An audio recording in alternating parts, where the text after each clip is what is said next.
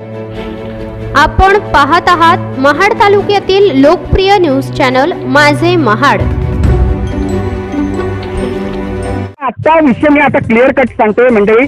आता मी महाड शहरात असताना 14 तळा या ठिकाणी एका आईस्क्रीमच्या दुकानात बसलो होतो। त्या ठिकाणी याच बिर्ला कंपनीतले तीन कामगार ते पदावर कोणते होते मला माहित नाही। त्यांना 4 महिने त्यांना झाले आहे महाराष्ट्रामध्ये म्हणजे महाडमध्ये येऊन त्यांना मराठी येत नाहीये। ते बोलतायत की मराठी बोलणं का बोलायला पाहिजे, राष्ट्रभाषा हिंदी आहे, हिंदीच बोलणार अशा पद्धतीत बोलल्यानंतर त्यांना बोललो तुमच्या राज्यामध्ये काम आहे का, रोजगार आहे का, वरच्या पदावर रोजगार आहे का?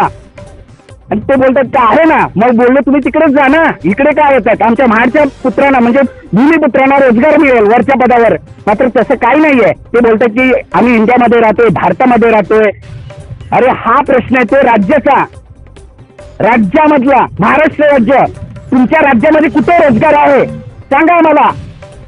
तुम्हाला त्या राज्यामध्ये काही बघायला भेटत नाही। तुमच्या राजस्थान असो, दिल्ली असो, यूपी असो, बिहार असो, तुम्हाला तिकडे काही बघायला भेटत नाही। आणि महाराष्ट्रात कोकणात आल्यानंतर जे कधी बघायला भेटत नाही ते बघतात आणि नंतर आमच्यावर उलटी दादागिरी।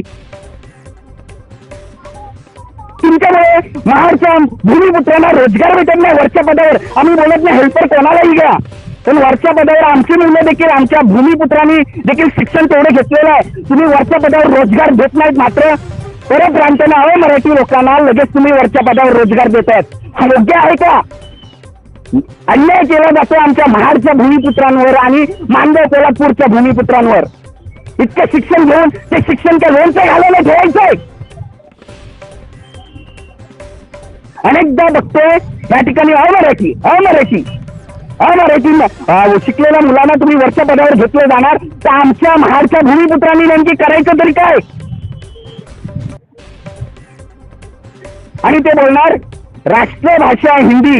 आम्ही कुठे काय नाही बोलतोय, पण मराठी भाषा ही अनेक वर्षांपासून असणारी भाषा जी बोलायला शिकायला पाहिजे। 4 महिने झाल्यानंतर देखील तुम्ही का शिकत नाही? जर आम्ही तुमच्या यूपी किंवा दिल्ली किंवा राजस्थानमध्ये जाऊन मराठी बोलले तर चालेल का?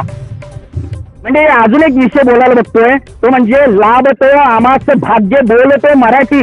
हा शब्द गाण्यापुरतं मर्यादित आहे का? हाच मुद्दा घेऊन बिर्ला कंपनीच्या समोर आता थांबून बोलतोय मंडळी। कारण मला असं वाटतंय की येत्या काळामध्ये कोकण देखील नष्ट होणार, कारण अमराठी नागरिकांमुळे। आणि कोकणी माणूस कुठे ना कुठेतरी नाहीसं होणार। आत्ताचपासून महाडमध्ये नाही, मुंबईमध्ये देखील दिसतंय। महाराष्ट्राची राजधानी मुंबई या ठिकाणी आता राजस्थान पाठी लागते, राजस्थानाची गुजरातांची पाठी लागते, मात्र मराठी माणसाची जागा आता मुंबईपासून ते अगदी कोकणापासून नाहीशी केली जाते। याचा जबाबदार कोण? याला कोण पाठीशी घालतात? या बिर्ला कंपनीमध्ये आपल्या मराठी मुलांना वरच्या पदावर का काम दिलं जात नाहीये, रोजगार का दिला जात नाही आणि कोण पाठीशी घालतो हे लवकरच कळेल। मात्र मंडळी मी इथेच थांबतो, तोपर्यंत स्वतःची काळजी घ्या, सुरक्षित राहा आणि सतर्क राहा। मी मनोज चेंडेकर, माझे महाड, रायगड।